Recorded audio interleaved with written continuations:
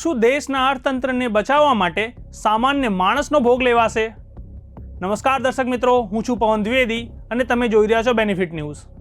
ભારત સરકારે અર્થતંત્રને સ્થિર કરવા અને વિદેશી મુદ્રા ભંડાર પર વધતું દબાણ ઓછું કરવા માટે મોટો આર્થિક નિર્ણય લીધો છે. સોના અને ચાંદીની આયાત ડ્યુટીમાં સીધો 9% વધારો કરવામાં આવ્યો છે. આની અસર એટલી વ્યાપક છે કે આજે વાયદા બજારમાં સોના અને ચાંદીના ભાવે તમામ રેકોર્ડ તોડી નાખ્યા છે. શું છે આખું નવું ટેક્સ માળખું અને તેની ગ્રાહકો પર કેવી અસર પડશે, જોઈએ આ અહેવાલમાં. સરકારે સોના ચાંદીની આયાત ડ્યુટી 6%થી વધારીને સીધી 15% કરી દીધી છે. આ વધારાના પગલે સ્થાનિક બજારમાં સોનાના ભાવમાં પ્રતિ 10 ગ્રામ 10,000નો તોતિંગ ઉછાળો જોવા મળ્યો છે. હવે 10 ગ્રામ સોનાનો ભાવ 1,63,000 અને 1 કિલો ચાંદીનો ભાવ 2,97,000ની ઐતિહાસિક સપાટીએ પહોંચી ગયો છે.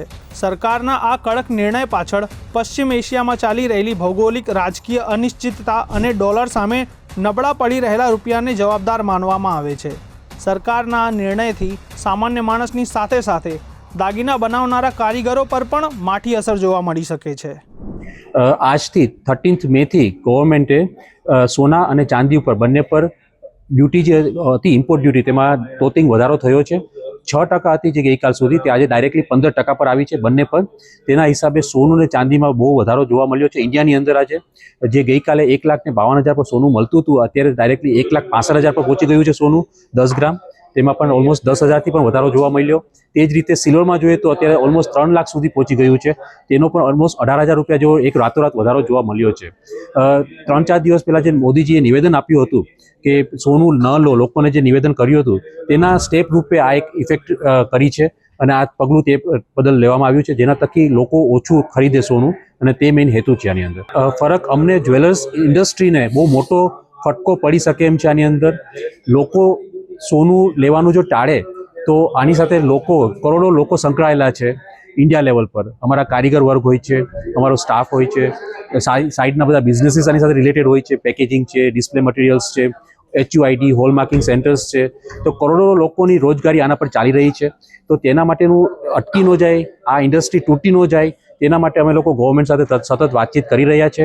અમારી જે પણ જ્વેલર્સ એસોસિએશન છે, gem and jewellery export promotion council institute council છે, જેમેન જ્વેલરી ફેડરેશન છે, બધા જ અત્યારે ગવર્મેન્ટ સાથે આના માટે વાતચીત થઈ રહી છે કે આનો વચ્ચેનો રસ્તો શું કાઢવું. અમે લોકો ઘણા બધા સજેશન્સ આપેલા પણ છે.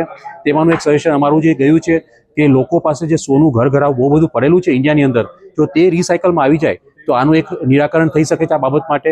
અને જો એ રિસાયકલમાં આવે તેવી સ્કીમ કોઈ ગવર્મેન્ટ આપે તો લોકોને સામેથી મન થશે કે ચલો આ સોનાને આમાંથી આપણે નવું બનાવીએ, તો પછી આપણે બહારથી સોનું ઇમ્પોર્ટ કરવાની જરૂર નહીં પડે. નેગેટિવ ઇફેક્ટ ઘણી કસ્ટમર પર પડે છે આનાથી. કસ્ટમરો કહીએ સ્ટોપ થઈ જાય છે લેવા માટે. અત્યારે અમે લોકો 3-4 દિવસથી નોટિસ કરી રહ્યા છે તો કસ્ટમરમાં ઘણું લેવાનું જે બાઇંગ પાવર છે બહુ જ ઓછો થઈ ગયો છે, અને તેમાં અત્યારે પાછો ભાવ વધારો છે. એટલે આજે તો નવો જ એક સ્ટેપ આવ્યો છે આના ઉપર.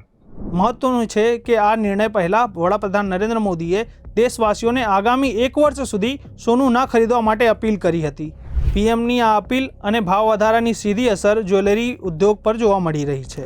ટાઇટન અને કલ્યાણ જ્વેલર્સ જેવી દિગ્ગજ કંપનીઓના શેરમાં 7થી 10%નો કડાકો બોલાયો છે. નિષ્ણાંતોના મતે આયાત ડ્યુટી વધારાનો હેતુ કરંટ એકાઉન્ટ ડેફિસિટને કાબૂમાં લેવાનો છે. જો કે બીજી તરફ ડ્યુટી વધતા બજારમાં સોનાની દાણચોરી વધવાની પણ આશંકા સેવાઈ રહી છે. જ્વેલરી એસોસિએશનનું માનવું છે કે મોંઘા ભાવને કારણે આગામી લગ્નસરાની સિઝનમાં માંગમાં મોટો ઘટાડો થઈ શકે છે, જેના કારણે આ વ્યવસાય સાથે સંકળાયેલા કારીગરોને મોટો ફટકો પડી શકે છે. એક તરફ સરકાર દેશના અર્થતંત્રને બચાવવા માટે આયાત ઘટાડવા માંગે છે, તો બીજી તરફ ગ્રાહકો માટે સોનું ખરીદવું હવે વધુ મુશ્કેલ બન્યું છે. આગામી સમયમાં ગ્રાહકો સોના પ્રત્યે કેવો પ્રતિસાદ આપે છે અને રૂપિયાની સ્થિતિમાં કેવો સુધારો થાય છે તેના પર સૌની નજર રહેશે. આ વિશે તમારું શું કહેવું છે, કોમેન્ટ બોક્સમાં જરૂર જણાવજો. જો તમને આ વિડીયો ગમ્યો હોય તો અમારી ચેનલને સબસ્ક્રાઈબ કરજો અને આ વિડીયોને લાઇક અને શેર કરવાનું ભૂલતા નહીં. ધન્યવાદ.